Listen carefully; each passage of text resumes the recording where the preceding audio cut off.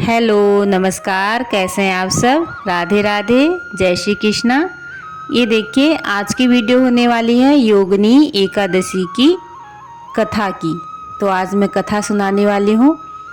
तो बुधवार को योगिनी एकादशी है 14 जून को। तो उस दिन ये कथा ज़रूर पढ़ें और हाथ में पुष्प और तिली ले लें। ये देखिए आपको योगिनी एकादशी वाली कथा पढ़नी है। ये देखिए तो कथा इस प्रकार है। धर्मराज युधिष्ठिर ने भगवान श्री कृष्ण से कहा, हे माधव, अब आप कृपा करके मुझे आषाढ़ मास के कृष्ण पक्ष की एकादशी के महात्म्य, विधि विधान आदि को इसके नाम सहित बतलाइए। इससे आगामी पीढ़ियां इस एकादशी के बारे में शास्त्र सम्मत जानकारियां प्राप्त कर सकेंगी। भक्तवत्सल भगवान श्री कृष्ण बोले, हे राजन, आषाढ़ मास के कृष्ण पक्ष की एकादशी का नाम योगिनी एकादशी है। समस्त पापों को क्षय करने वाला और इस श्लोक में सभी सुख और अंत में मोक्षदायक है।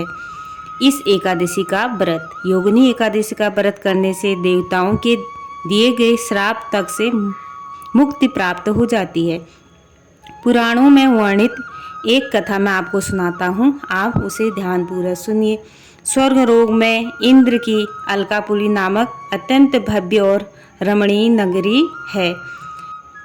इसमें यक्षों का राजा कुबेर एक भव्य भवन में रहता था।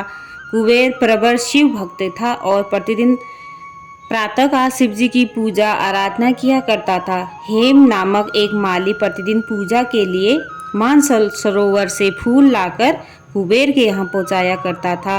हेममाली की पत्नी का नाम विशालाक्षी था।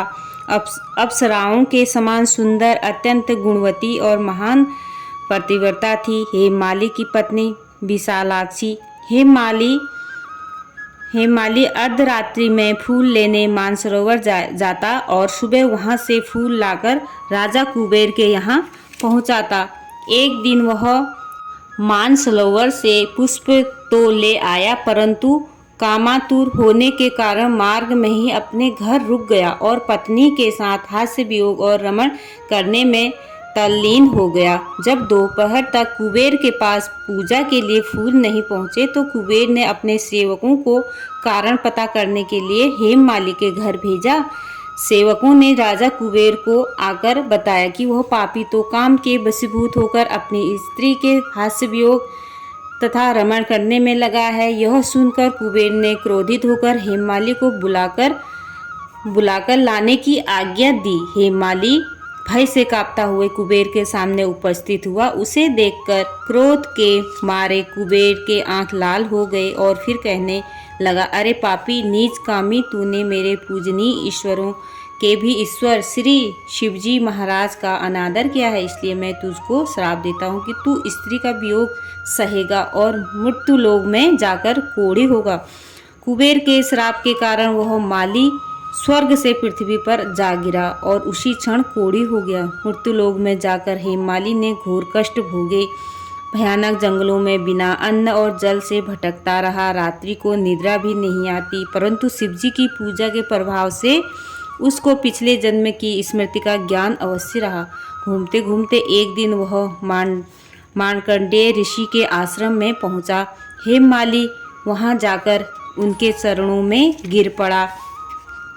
उसको देखकर मार्कंडेय ऋषि बोले, तुमने कौन से ऐसे पाप किए हैं जिससे तू कोढ़ी होकर महान दुख भोग रहा है। हेममाली बोला, हे मुनिवर, कुबेर का सेवक हूँ। मैं राजा की पूजा के लिए प्रतिदिन पुष्प लाया करता था। एक दिन अपनी स्त्री के साथ विहार करते करते देर हो गई और दोपहर तक पुष्प लेकर ना पहुँचा तो उन्होंने मुझको श्राप दिया कि तू अपनी स्त्री का वियोग सहते हुए मृत्यु लोक में जाकर कोढ़ी बनकर दुख भोग। इससे मैं कोढ़ी हो गया और महान कष्टों को भोग रहा हूँ। आप कोई ऐसा उपाय बतलाइए जिससे मेरी मुक्ति हो। हेममाली की यह व्यथा सुनकर ऋषि बोले, तूने मेरे सन्मुख सत्य वचन कहे हैं, इसलिए मैं तेरे उद्धार के लिए एक व्रत बताता हूँ। यदि तू आषाढ़ मास के कृष्ण पक्ष की योगिनी एकादशी का विधिपूर्वक व्रत करेगा तो तेरे समस्त पाप नष्ट हो जाएंगे। इस पर हेममाली बहुत प्रसन्न हुआ और मुनि के वचनों के अनुसार योगिनी एकादशी का विधि पूर्वक व्रत किया, जिसके प्रभाव से वह फिर अपने पुराने रूप में आ गया और अलकापुरी पहुंचकर अपनी स्त्री के साथ आनंद पूर्वक रहने लगा। हे राजन, इस योगिनी एकादशी की कथा पढ़ने अथवा सुनने का फल ही 88,000 ब्राह्मणों के भोजन कराने के बराबर है, जबकि इसका व्रत करने पर तो समस्त पाप दूर होकर अंत में स्वर्ग की प्राप्ति होती ही है।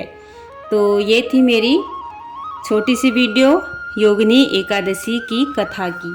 तो राधे राधे दोस्तों, जय श्री कृष्णा। अगर वीडियो पसंद आती है तो लाइक करना, शेयर करना, कमेंट करना और मेरे चैनल को सब्सक्राइब करना। बोलो एकादशी मैया की जय, योगिनी एकादशी की जय। तो योगिनी एकादशी के दिन अगर आप व्रत करते हैं तब तो आप ये कथा ज़रूर सुने। व्रत नहीं भी करते हैं तब भी ये कथा आप सुन सकते हैं। पापों से मुक्ति होती है और 88,000 ब्राह्मणों का भोजन कराने के बराबर होता है अगर आप योगिनी एकादशी की कथा सुनते हो तो आप बुधवार को 14 जून को ये कथा ज़रूर सुने और लाइक करना, शेयर करना, सब्सक्राइब करना। तो थैंक यू। जय श्री कृष्णा।